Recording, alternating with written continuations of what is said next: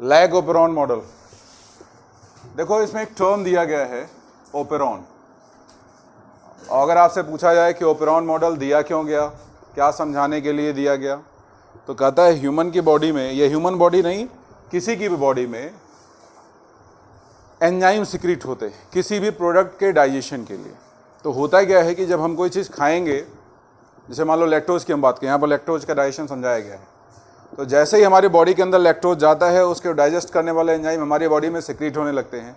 और जैसे ही लैक्टोज हमारी बॉडी में ख़त्म होता है, जो एंजाइम होते हैं उनका सिक्रीशन अपने आप बंद हो जाता है, अपने आप रुक जाता है। ठीक है, तो उसको समझाने के लिए हमको ये लैग ओपेरॉन मॉडल दिया गया था। और अगर आपसे पूछा जाए लैग ओपेरॉन मॉडल दिया किसने था, तो क्या बोलोगे? Jacob and Monod. किस पर दिया था? तो बोलोगे प्रोकैरियोट पर। किस पर? प्रोकैरियोट्स पर। अब वो प्रोकैरियोट थे क्यों? वो था आपका एस्चेरिचिया कोलाई। क्या था? Escherichia coli. एस्चेरिचिया कोलाई एक प्रोकैरियोट है। इस प्रोकैरियोट पर ये ओपेरॉन मॉडल दिया गया था। और इस ओपेरॉन मॉडल से हमको ये समझाया गया कि लैक्टोज का डाइजेशन कैसे होता है, किस तरीके से हमारी बॉडी में लैक्टोज प्रेजेंट होते हैं तो एंजाइम सिक्रीट होते हैं, और किस तरीके से एंजाइम या उस प्रोडक्ट के एब्सेंस में एंजाइम का सिक्रीशन बंद हो जाता है। तुम जब प्रैक्टिकल दोगे, वाइवा जब तुम्हारा होगा, तो वहाँ पर बहुत बार ये क्वेश्चन पूछा जाता है, व्हाट इज ओपेरॉन? ओपेरॉन क्या है? हम ओपेरॉन मॉडल पढ़ते हैं तो आखिर इसमें ओपेरॉन है क्या? तो हमसे कहा जाता है ओपेरॉन जो होता है वो एक डीएनए का स्ट्रैंड होता है जिसमें कुछ सीक्वेंस प्रेजेंट होते हैं। जरा देखो, हमारे पास इस तरीके से एक डीएनए का स्ट्रैंड होगा। इस डीएनए के स्ट्रैंड में हमारे पास प्रमोटर रीजन होगा। इसको क्या बोलते हैं? पीछे प्रमोटर, आप पीछे से पढ़ते चले आ रहे हो। फिर एक आई रीजन होता है, इसको बोलते हैं इंड्यूसर, या इसी को सप्रेशर भी बोला जाता है। क्यों बोलते हैं अभी बताता हूं। फिर लास्ट में आपका आता है प्रमोटर, फिर ऑपरेटर, और फिर यहां पर आते हैं स्ट्रक्चरल जीन। और हमारे पास 3 स्ट्रक्चरल जीन हैं लैक्टोज के डाइजेशन के लिए, जेड, वाई और ई।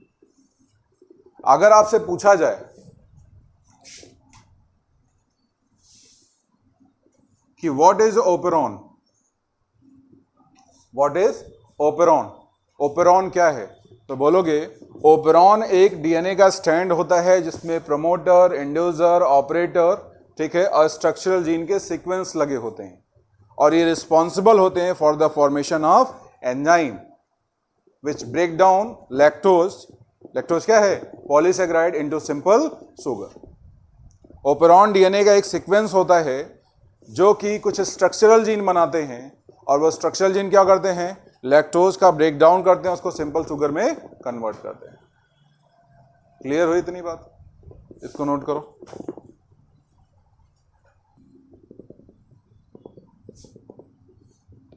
ध्यान से देखो भैया, ऑन कर दो, ऑन की हो। हमारे पास 2 कंडीशन आएंगे। एक कंडीशन वो है कि जहां पर कहता है मीडियम में लैक्टोज प्रेजेंट हो। मीडियम में क्या प्रेजेंट हो? लैक्टोज प्रेजेंट हो। हमारी बॉडी के अंदर लैक्टोज का फॉर्मेशन हो रहा हो, या लैक्टोज फूड के थ्रू गया हो।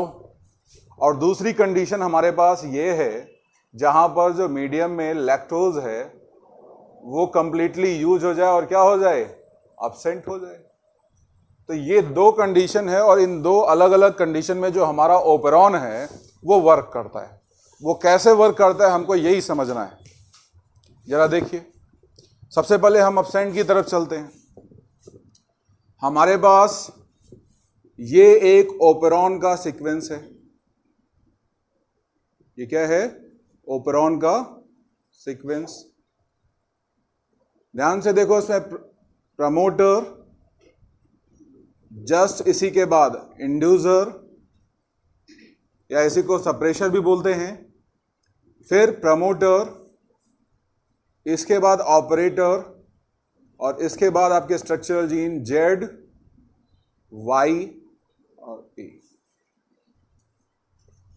क्लियर? सबसे पहला क्या हम क्या करना है, हमको डीएनए से आरएनए बनाना है, क्योंकि हमको प्रोडक्ट बनाना है, प्रोटीन बनाना है। तो हमने क्या किया, बाहर से इस प्रमोटर रीजन पर डाल दिया एंजाइम, क्या, आरएनए पॉलीमरेज। क्या डाल दिया, आरएनए पॉलीमरेज एंजाइम। जैसे ही आरएनए पॉलीमरेज एंजाइम हमने इसमें डाला, ये आरएनए पॉलीमरेज एंजाइम इस ओपेरॉन पर मूव करना शुरू करेगा, और जैसे ही ये इस आई रीजन पर पहुंचेगा, इस आई रीजन का क्या बन जाएगा, एमआरएनए बन जाएगा। क्या बन जाएगा, एमआरएनए।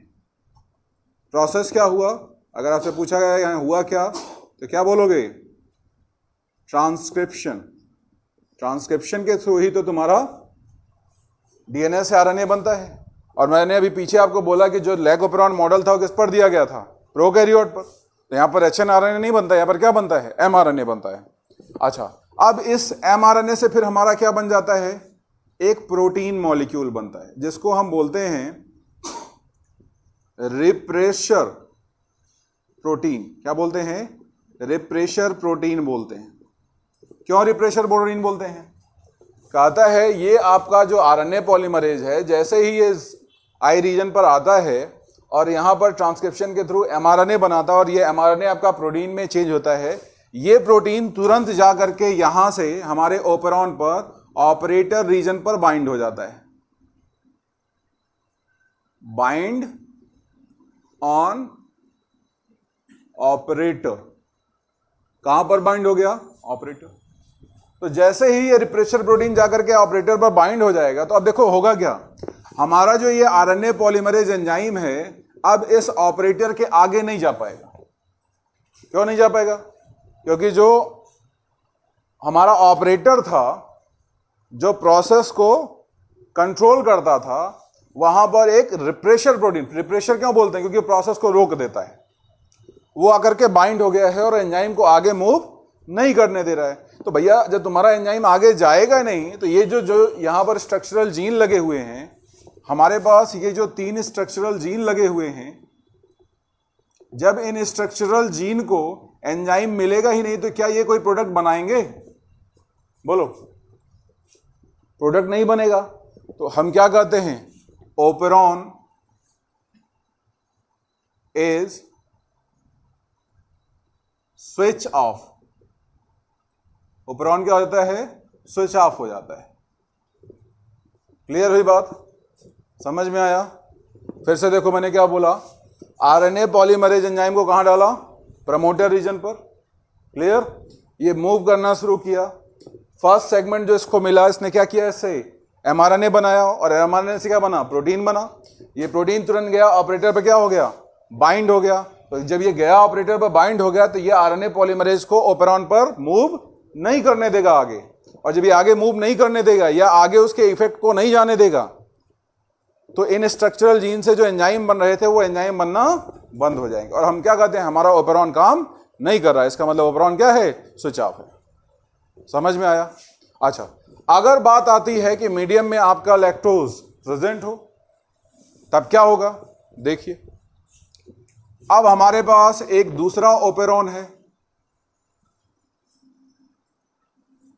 और ये ओपेरॉन है तो वही, लेकिन दूसरे कंडीशन में प्रेजेंट है।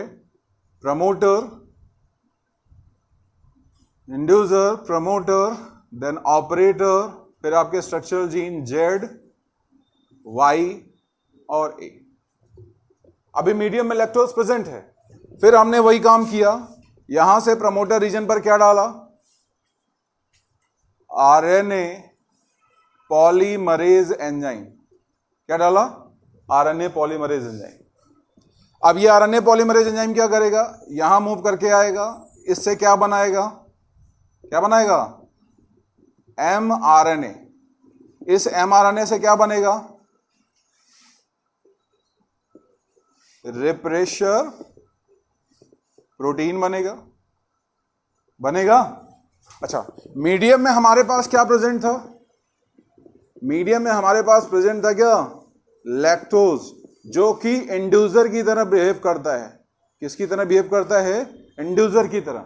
ये लैक्टोज जाएगा और जाने के बाद इस रिप्रेशर प्रोटीन से क्या करेगा, कंबाइंड हो जाएगा। जैसे ही रिप्रेशर प्रोटीन बनता है, हमारा जो लैक्टोज है वो लैक्टोज जाकर के रिप्रेशर प्रोटीन से क्या हो जाता है, कंबाइंड हो जाता है। तो हम यहां क्या बोलेंगे, हम बोलेंगे lactose are combined with repressor protein.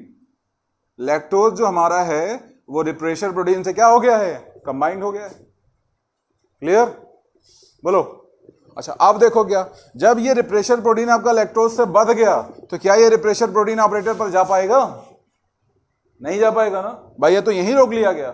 तो जब ये यहीं रोक लिया गया तो जो आपका आरएनए पॉलीमरेज एंजाइम है ये ऑपरेटर से आगे इस जेड, वाई और ए रीजन में मूव कर जाएगा। और जब मूव कर जाएगा तो ये क्या करेगा, इसका भी एमआरएनए बनाएगा, इसका भी एमआरएनए बनाएगा, इसका भी एमआरएनए बनाएगा। फिर इस एमआरएनए से क्या बनेगा, इसका प्रोटीन बनेगा। जेड क्या फॉर्म करता है, स्ट्रक्चरल जीन है Z, beta galactosidase. Beta galactosidase हमारा जो स्ट्रक्चरल जीन एंजाइम है जेड, वो क्या फॉर्म करता है, बीटा गैलेक्टोसाइडेज। दूसरा है आपका क्या, वाई, क्या फॉर्म करता है, परमीज। और तीसरा ए क्या फॉर्म करेगा, ट्रांस एसिटाइलेज। क्लियर। हमारे पास जो ये स्ट्रक्चरल जीन लगे हुए थे, हमारे पास ये पूरा क्या है, स्ट्रक्चरल जीन। और ये जो स्ट्रक्चरल जीन लगे हुए हैं यहां पर जेड, वाई और ए।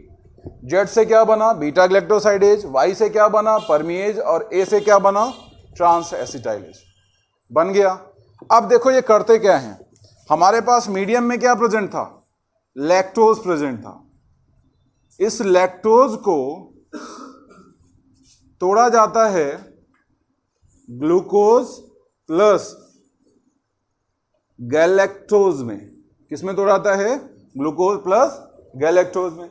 और हमारे इस लैक्टोज को ग्लूकोज प्लस गैलेक्टोज में तोड़ता कौन है, अगर ये पूछा तो क्या बोलोगे, बीटा गैलेक्टोसाइडेज।